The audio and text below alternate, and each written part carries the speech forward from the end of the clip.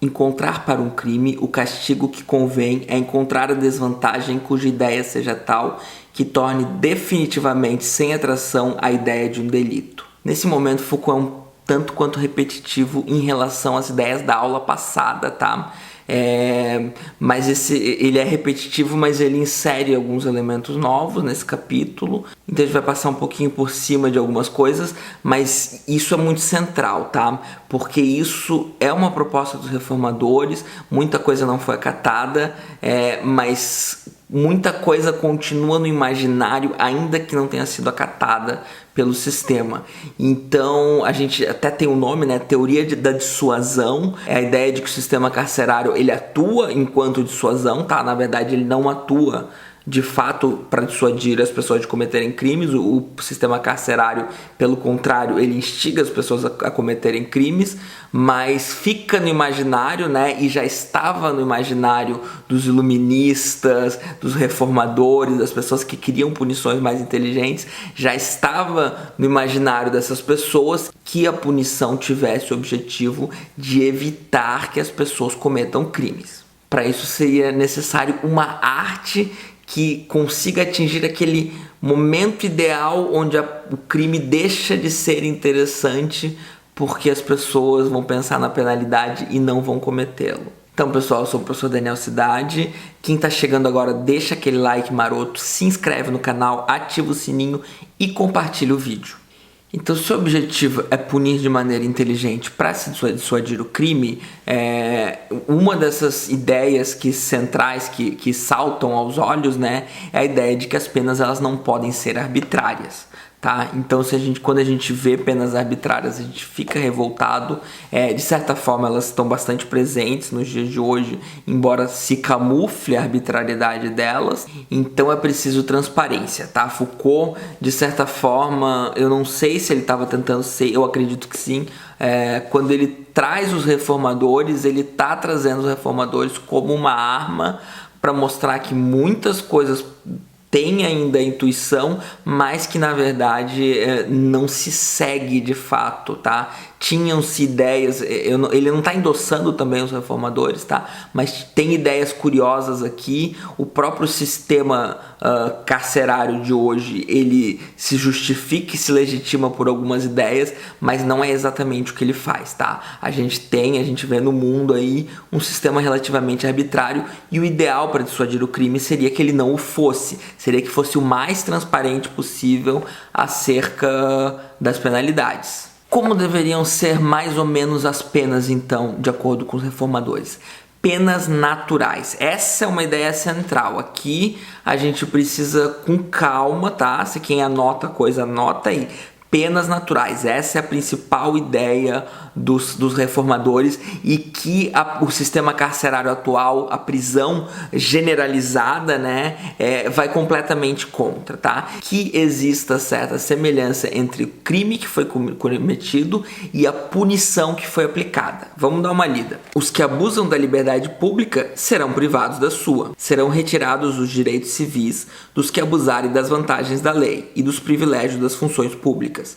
A multa punirá o peculato e a usura. A confiscação punirá o roubo. A humilhação, os delitos de vanglória. A morte, o assassinato. A fogueira, o incêndio. Então, olha que interessante, né? Os reformadores, algumas penas até bastante cruéis, na medida em que os crimes fossem cruéis. Algumas penas menos cruéis, porque alguns crimes são menos cruéis. Então, a própria prisão não é que ela não existe na mente dos reformadores, tá? Quando a gente fala que Foucault escreve Vigiar e Punir para criticar a prisão, o que ele está de fato apresentando não é a prisão, nem a prisão como algo novo. A prisão ela não é nova. O que é novo é a generalização da prisão. Até o século XVIII a gente não vê uma sociedade que só pune a partir da prisão, ou um pouquinho a partir da multa, que a gente também tem que pensar um pouco mais calma depois, né? Porque a multa, na verdade, não é exatamente uma punição. A multa é uma maneira de não punir, tá? Então as pessoas que têm o dinheiro para serem punidas então pela multa é justamente para escapar da prisão que se aplica a multa. Ela continua existindo, né? Mas justamente porque a gente generalizou a prisão. Então, algumas pessoas podem ir presas contanto que elas tenham cometido um crime de privação de liberdade. Um político corrupto, por exemplo, nesse sistema, ele não iria preso, né? Mas ele perderia completamente os direitos civis, ele perderia completamente o direito de continuar sendo político. A gente prefere deixar eles continuando sendo políticos e criar um discurso onde a gente fica pedindo a prisão e não os prende, porque isso, de certa forma, alimenta o sistema da corrupção. E é claro que o sistema foi feito para garantir a corrupção. Então é a partir da rejeição, né, de associar o crime à punição e na verdade a gente pune então mais por classe, né? Então como é que um furto pode gerar uma prisão e como é que um assassinato pode não gerar uma prisão dependendo de quem o comete, né? É porque a gente generalizou a prisão e a gente generalizou um sistema ineficaz. Não que o sistema dos reformadores seria eficaz, tá? Foucault de novo bate na tecla de que é preciso diminuir o desejo que torna o crime aparente.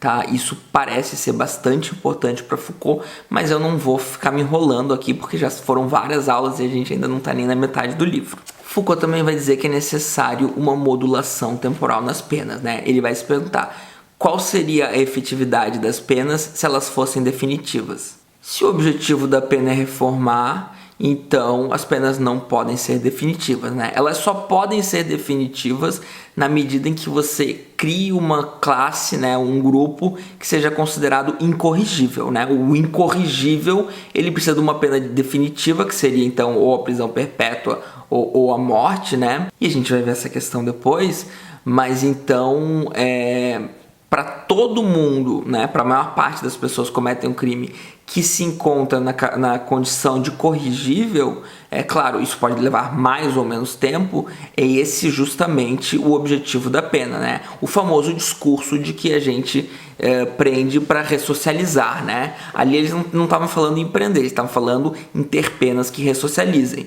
A gente cria a prisão justamente porque a prisão ela não ressocializa e a gente não tem a intenção de ressocializar. Os reformadores, se eles estavam realmente de boa fé, e eu acredito que estavam, eles tinham de fato o ideal, né? Então surge de fato o ideal de ressocialização dos indivíduos. Para isso, a pena tem que ser modulada, mas a gente pode então, né, trazer, eu estou sempre trazendo pro contemporâneo, né, entender por que as penas não ressocializam, tá? A gente abandona essa ideia na prática e mantém ela no discurso. Pensar em Foucault é pensar muito que discurso e prática estão, na maioria das vezes, separados, tá? A gente dá discurso de legitimidade às instituições e muitas vezes essas instituições não promovem aquilo que o seu discurso de legitimidade entrega, tá? Elas entregam algo completamente diferente. É também importante que o escravo seja entendido como um bem social.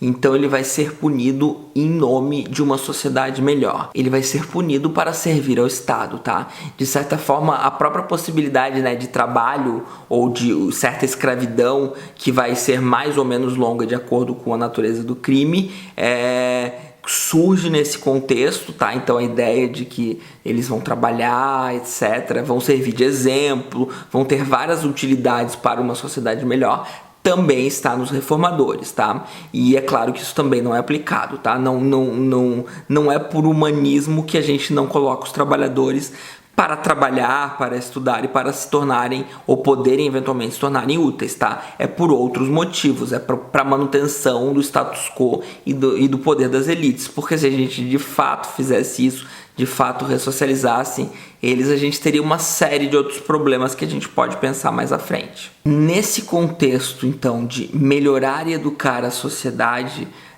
Foucault vai chamar de economia de publicidade, um outro elemento, então, dessa reforma, né, dessa reforma teórica, pelo menos, desses reformadores, que o objetivo, então, da pena que é educar a população. Isso exige que a punição seja pública, exige que Pública no sentido de publicizada, no sentido de que ela seja acessível a nós, tá? Ela não é mais o espetáculo do suplício, mas é preciso, necessário que seja a punição esteja no nosso cotidiano. Foucault até cita: Le Pelletier propunha que o povo, uma vez por mês, pudesse visitar os condenados, tá? Então o povo vai visitar o condenado, o povo vai ver as condições, o povo vai pensar, poxa, eu não quero estar ali. O povo vai entender qual que é a punição, qual que é a função da punição, como que a punição ressocializa, como que ele não quer entrar na punição. Vai existir um contato mais próximo com a questão do condenado para que exista, de certa forma, uma aprendizagem, né? Então eu já pensei, por exemplo, lendo isso aqui, eu pensei, imagina se pessoas que cometem infrações de trânsito, né, algumas graves, etc., né, ao invés de multas altíssimas, a gente fizesse trabalho voluntário com vítimas de acidente de trânsito, né, isso daria certo aprendizado, né.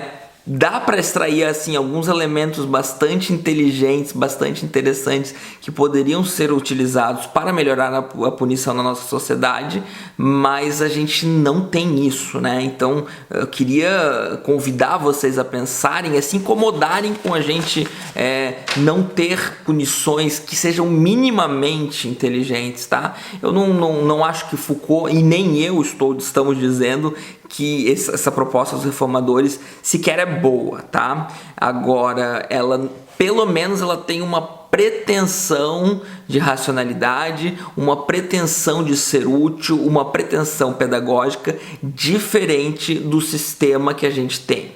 Outra questão é que é preciso apagar a glória do criminoso. Se a gente lembrar lá da época do suplício, né, em alguns momentos o criminoso passa até a ser bem visto, dependendo do crime. Isso precisa acabar, o criminoso ele precisa ser visto como um malfeitor. Então, mais uma vez, a gente foca nessa questão pedagógica, né? Eu acho que fica sendo um pouco a linha condutora da aula de hoje, né? A ideia de que a punição tem uma função pedagógica, então, de não deixar que o criminoso seja louvado, de publicizar a pena, de fazer com que a população pense na pena e se sinta instigada a não cometer crimes, de até mesmo ressocializar os criminosos, de fazer com que eles sejam úteis em algum sentido para a sociedade, tá? Então eu quero focar, né, que ele queria terminar pensando assim, convidando vocês, especialmente quem está lendo o livro, né, a pensar, porque o Foucault não faz juízo de valores, né, e ele traz esses reformadores, e se na verdade a gente consegue ver bastante problema, eu pelo menos consigo ver bastante problema na proposta dos reformadores, isso é verdadeiro. Também é verdadeiro que quando a gente olha o sistema atual, a gente acha ele muito mais irracional, muito mais ineficiente, e algumas pessoas podem até ter certa simpatia, e Foucault não se posiciona, tá? Foucault, sempre nos livros Foucault se posiciona muito pouco, tá, gente? Eu falo muito das posições, das ideias de Foucault por causa de biografia, por causa dos ditos escritos, né? Tem mais de 10 volumes de ditos escritos aí pra gente entender melhor das posições de Foucault, mas nos livros a gente não encontra. Então Foucault tenta ser o mais científico, mais neutro, mais distanciado possível quando ele faz as descrições dele, e ele escreve isso assim a sangue frio, sem dizer que é bom, sem dizer que é ruim. A mesma coisa com o sistema punitivo atual, tá? Em algumas pequenas passagens fica bastante claro como ele não gosta do sistema atual, e claro, na militância da vida real dele, em entrevistas, etc., mas não tanto em Vigiar e Punir, ou quase nada em Vigiar e Punir, tá? Então, muito do que eu falo é de outros locais e muitas coisas até minha própria opinião, tá? Então, é isso, espero que tenham gostado e boa noite.